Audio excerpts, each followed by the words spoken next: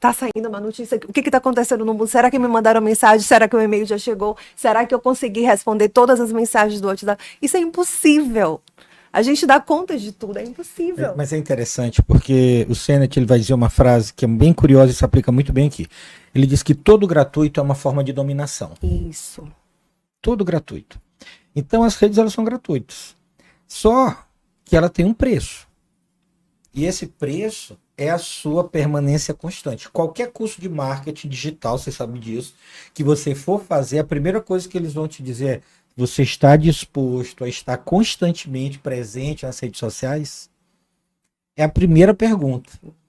Entendeu? Por quê?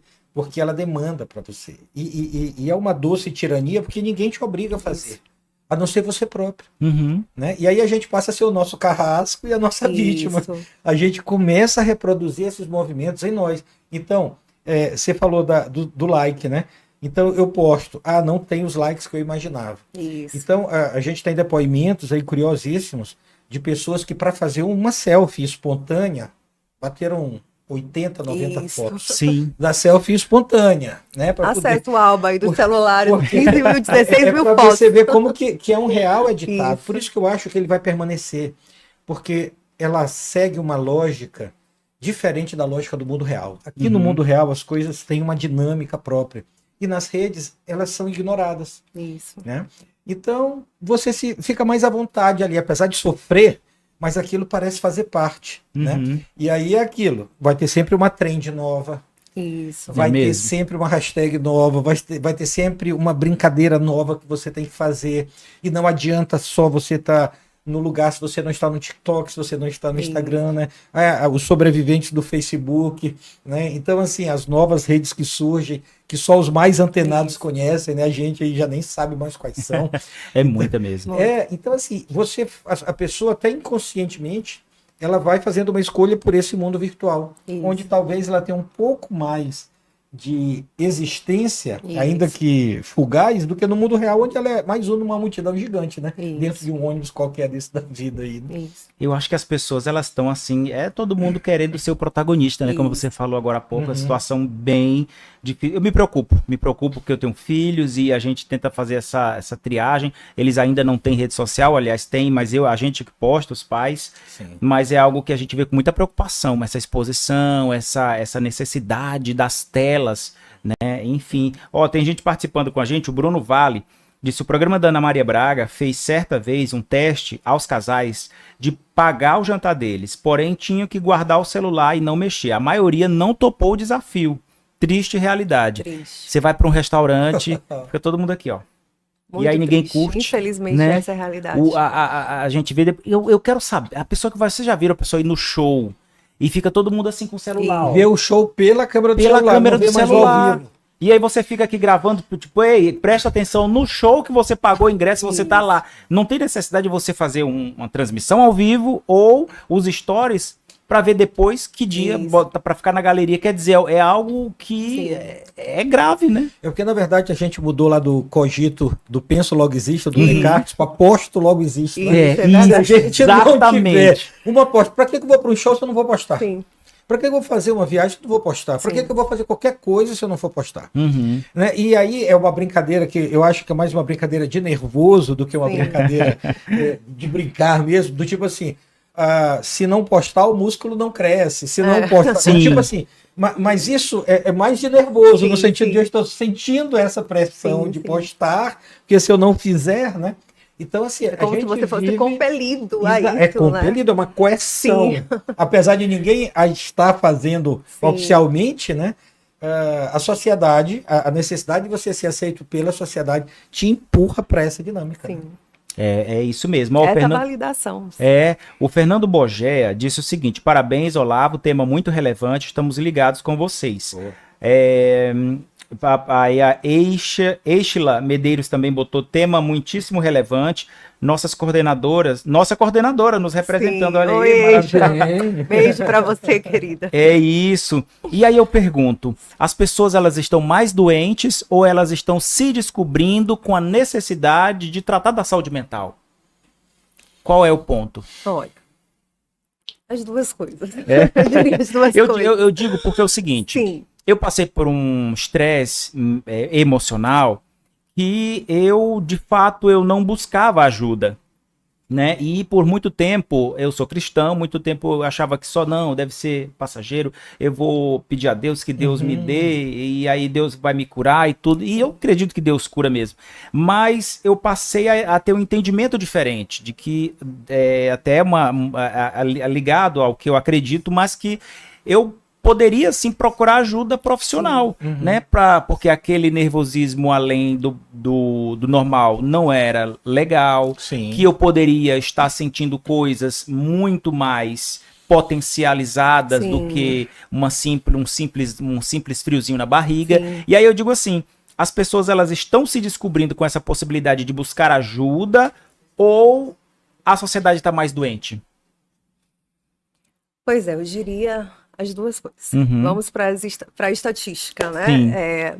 A última relatório da Organização Mundial de Saúde pontuou que o Brasil ocupa aí o ranking mundial, o primeiro lugar em ansiedade e depressão. Em primeiro lugar? Na ansiedade e depressão, se não me engano, quarto lugar.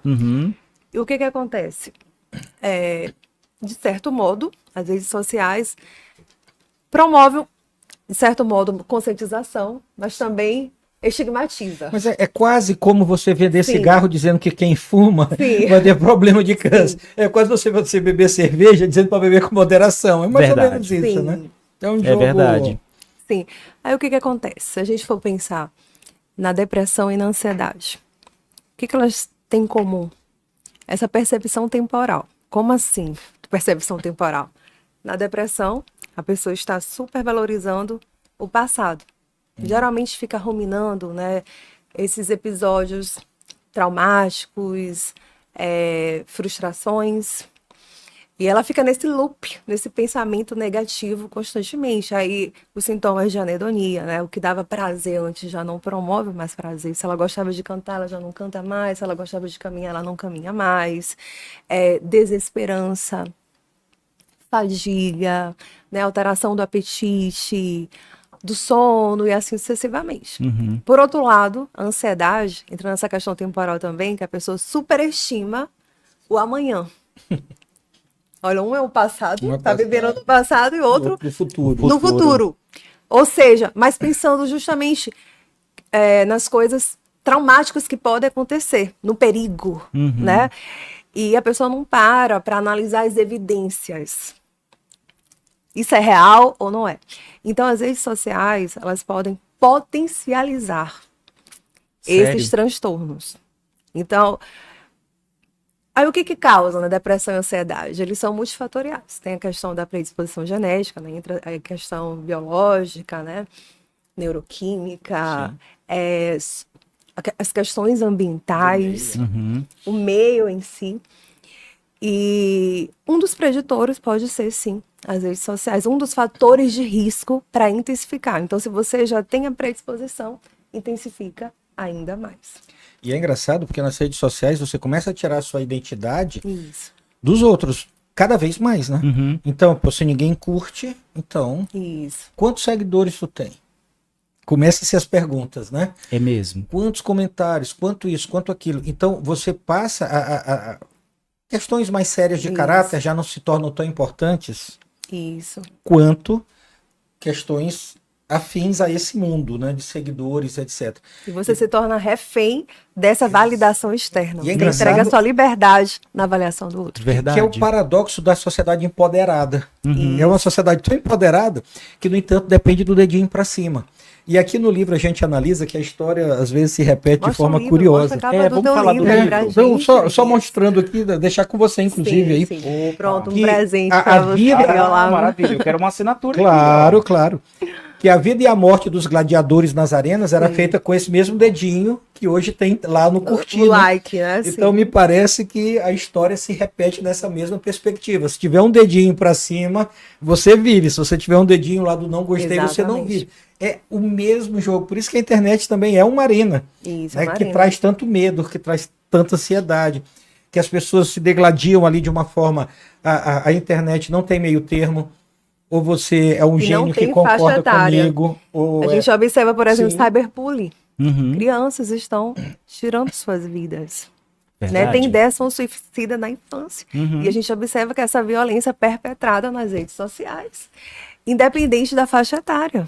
Eu acho, eu não gosto muito de crianças mesmo com rede social, sabia? Sim. Eu acho que é uma porta de entrada para muita coisa, Certamente. né? Sem dúvida. Eu acho que desperta a sensualidade, a sexualidade, porque tem tudo, né? Você vê pessoas, eu acho que é muita erotização, eu acho que não é um campo bom para as crianças. E eu acho até uma coisa a mais, e aí, sem querer colocar um juízo de valor muito pesado, mas há seres que ainda nem saíram da barriga da mãe e já tem seu Instagram. Uhum. Exatamente. Então, antes de ele nascer, ele já é acompanhado. Isso. Né? A ultrassom dele já vai parar lá nas redes sociais, não sei o quê.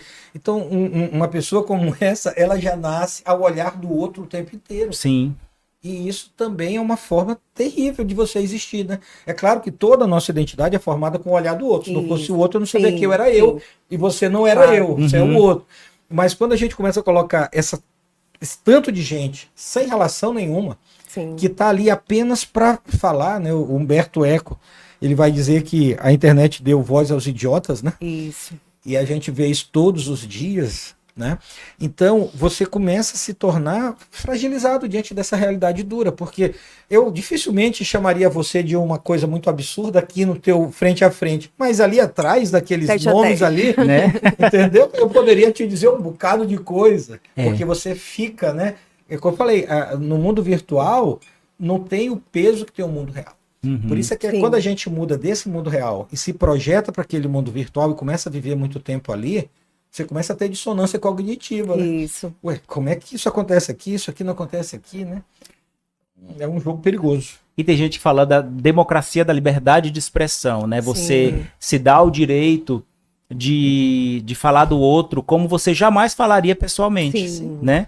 Você tá, eu de repente aqui na tua presença, eu não diria, por exemplo, alguma coisa que causasse um constrangimento, Sim. né? Sim. Mas ali de trás de uma tela, as pessoas se vestem daquela, eu não digo nem coragem, que eu ousadia, porque eu acho que é mau caratismo, eu não Sim. sei, você começa a atacar as pessoas. Sim. Não só pessoas próximas a você e tudo, mas pessoas famosas, pessoas que você de repente não conhece e acha que não vai conhecer nenhum dia. Sim. Aí você começa a atacar, começa a dizer coisas, as pessoas parecem que elas perderam a noção. Porque ali não é preciso ter conhecimento, nem sensatez. Eu preciso ter só uma opinião. Uhum, E a opinião vai seguir aquele ritmo majoritário. uhum. Né? Então você vai lá e diz, estão atirando pedra nele? Vou fazer mais uma ali, entendeu? Sim. Quem é a pessoa, o que está acontecendo, eu não sei. Mas eu vou lá e coloco a minha voz somando com a deles, né? Então Por é isso uma o coisa quantitativo de haters tem aumentado, né? Sim, Continuamente. sim. discurso de ódio nas Sim. redes, né?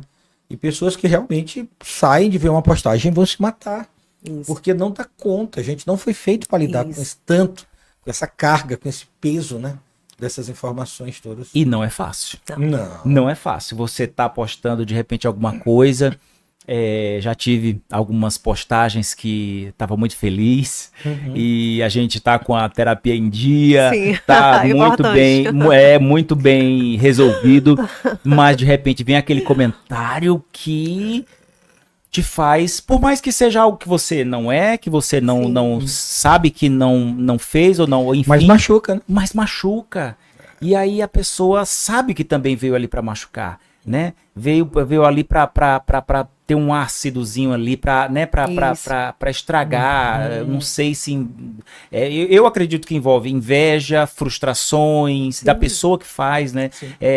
Incapacidade, enfim, é uma série de Sim, uma gama aí de de sentimentos. situações que a pessoa Sim. vai. Eu sou do tipo assim, se eu não vou, eu digo, o que eu faço? Se eu não vou, se eu passei e não gostei, eu não comento. Porque assim, se eu não for acrescentar na sua vida alguma coisa, te encorajar, eu não tem por que eu falar. Se eu não gosto da cor do que você tá vestindo, ou da roupa que você vestiu, ou do que eu tô vendo, eu simplesmente passo lá, eu não Sim. falo. Eu não tenho necessidade de expor a minha opinião, né? A minha opinião eu guardo pra mim.